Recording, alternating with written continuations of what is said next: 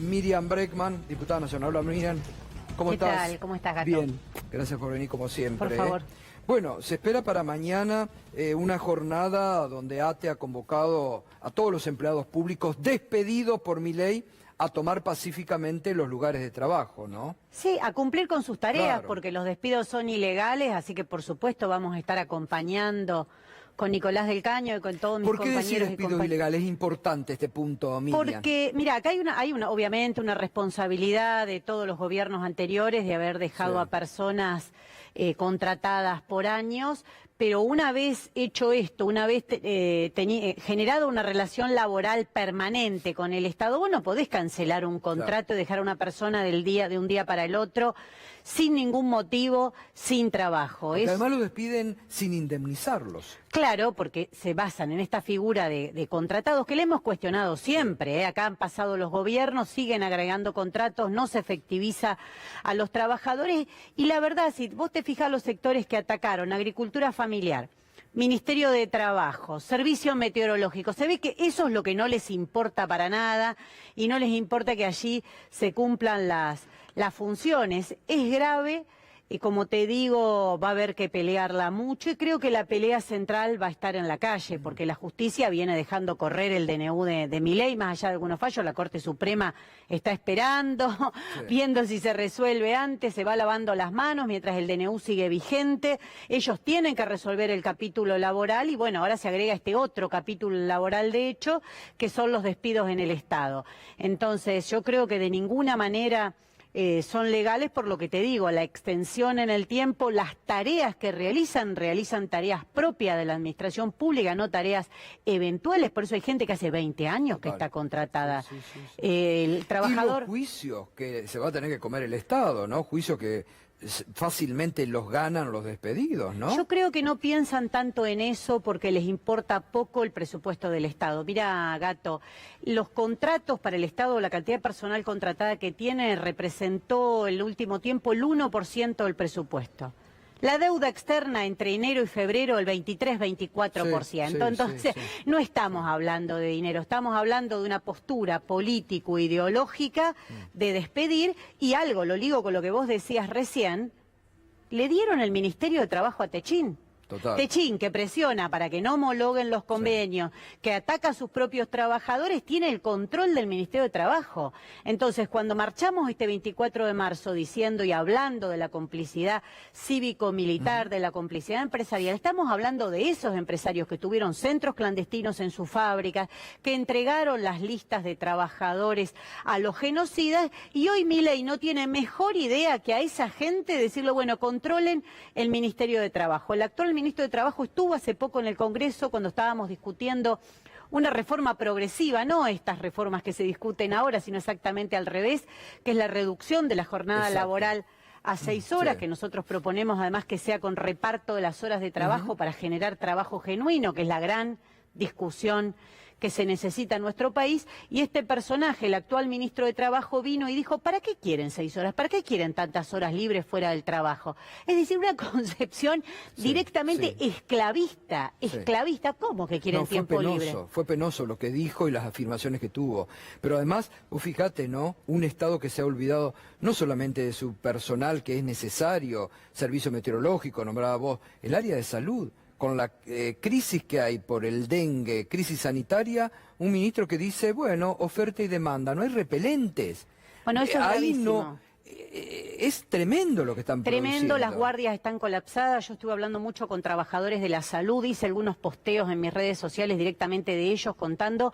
La verdad es que lo que te cuentan es terrible. La gente con reposeras en las guardias para poder aguantar se sienten mal, no da la capacidad porque también recortan en salud, tampoco pagan las horas extras como se deben. No es que convocan a todo el personal y le dicen van a ser remunerados para que haya una verdadera atención de aquellos que lo necesitan, y barrios enteros que no vas casa por casa y tenés un caso de dengue en cada una, muchos chicos, Gato, porque obviamente es más difícil cuidarse en las horas de la escuela o de deporte que lo piquen durante ese tiempo, pero es imposible y además ahora no tenés ni siquiera el acceso, no ya económico, que las familias venían haciendo un esfuerzo enorme para adquirir repelentes, espirales, pastillas para ahuyentar los mosquitos, sino que ahora directamente no tenés, lo querés ir a adquirir, no tenés, o tenés que pagarlo 80.000 pesos por Mercado Libre. Bueno, es una estafa. Y el ministro dice, bueno, juego libre de la oferta y la demanda. Eso es lo que demuestra. Es decir, nos han dejado vulnerables, estamos sin ningún tipo de cuidado frente a un mosquito. Frente a un mosquito, frente a medidas que se deberían tomar y no se toman, frente a información, te dicen hay que descacharrar. Y bueno, y si mi vecino no lo hace, ¿qué hace el Estado? Va, le toca el timbre, le dice, señor, usted tiene que sacar esto acá, señora, le aconsejo. No hacen nada, no hacen absolutamente nada. Entonces es sálvese quien pueda, el que pueda comprar ese precio, el que pueda tener el acceso a la información suficiente, porque a veces por falta de información, y bueno, ni que hablar de los barrios más humildes que me cuentan también los médicos que trabajan en los CESAC, en esa zona, en los centros de salud, que la situación es gravísima, no existen quién va a tener plata para ir a comprar tul, para poner arriba de las cunas de los bebés, las cosas básicas que hoy deberíamos tener. Total. Y que es gravísimo, pero bueno, ese es el libre juego de la oferta y la demanda, Gato. Es salvate si podés, y yo creo que es todo lo contrario, que frente a una crisis sanitaria, frente a los despidos, frente a la no homologación de los acuerdos paritarios que el gobierno no quiere hacer, hay que unir esas luchas, hay que establecer un plan de lucha, las centrales sindicales tienen que estar convocando a eso para que todos podamos dar una respuesta de conjunto, porque el sálvese quien pueda, lo vimos en los 90. Así fue con el menemismo. Primero privatizaba esta empresa, después atacaba acá, después aerolínea, antes ferrocarriles, entonces así era imposible Miriam, mostrar toda la fuerza. Te pregunto si a medida que avanza contra distintos sectores también no están ganando a veces la batalla cultural, ¿no? Que ellos quieren dar. Por ejemplo, se avanza contra trabajadores del Estado, ¿por qué? Porque se instaló que estos trabajadores son todos ñoquis, militantes, vagos. Se avanza contra lo que fue la pelea por la dictadura militar, porque hay una teoría de los dos demonios y porque las Fuerzas Armadas en realidad no fueron tan malas, sino que vinieron a salvar lo que se estaba haciendo. Van de a poco dando esa batalla cultural. Sí, coincido plenamente y por eso hay que contestarles todo. Hay que discutirle cada cosa. Cuando dicen que en el Estado está lleno de ñoquis, no, señor, hay que contestarle, hay que ponerle los ejemplos concretos. El otro día lo veía con unos compañeros que fueron despedidos en GPS, una empresa tercerizada de Aerolíneas Argentinas. Un trabajador decía, soy insulino dependiente, a mí me echan de GPS.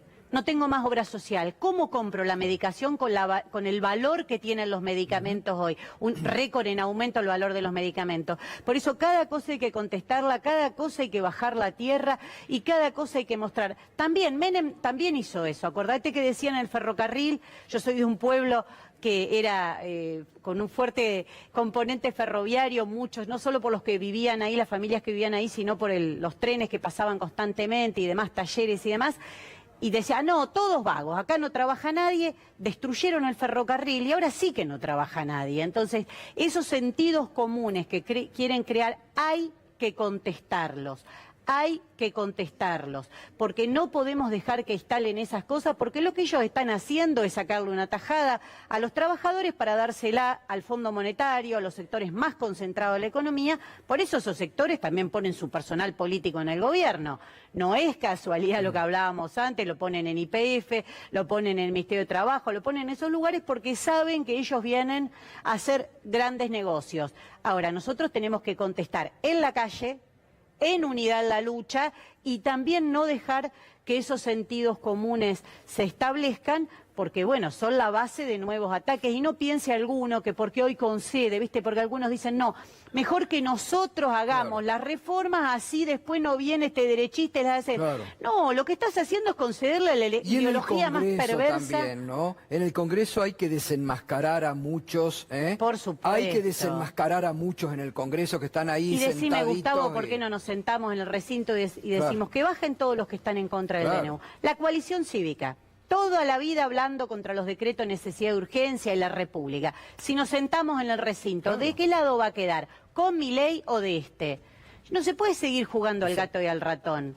Incluso el mismo radicalismo, que le votó la ley ómnibus en general, ¿eh? Totalmente. Sí, solamente 2 diputados, Facundo Manes y otro diputado, no lo votaron, pero el resto del bloque de Lustó lo votó. Entonces, ¿se van a sentar ahí o no? El peronismo tiene 99 diputados, más los de la izquierda. Tenemos un número considerable si todos están dispuestos a sentarse. Y bueno, y que vengan. Obvio. Que vengan y veamos a ver quién está de un lado del otro. Porque ese así es el momento.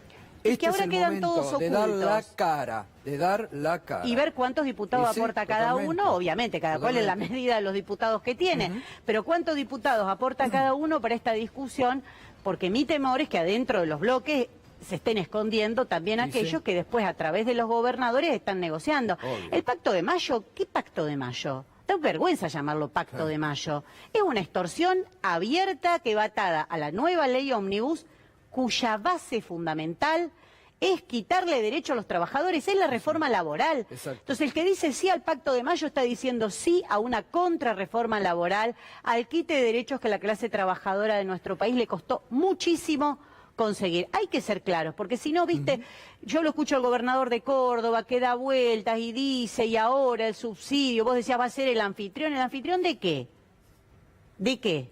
¿Del pacto neoliberal? ¿De esta vuelta Sí. recargada a los 90? Eso no es un pacto. Totalmente. Eso no es un pacto, es ponerse de acuerdo quién paga el ajuste, sobre la base de que ellos decidieron que el ajuste lo pagan los trabajadores, trabajadoras y jubilados Total. de nuestro país. Gracias, Miriam, como siempre. Por favor, muchas gracias a Nos ustedes. estás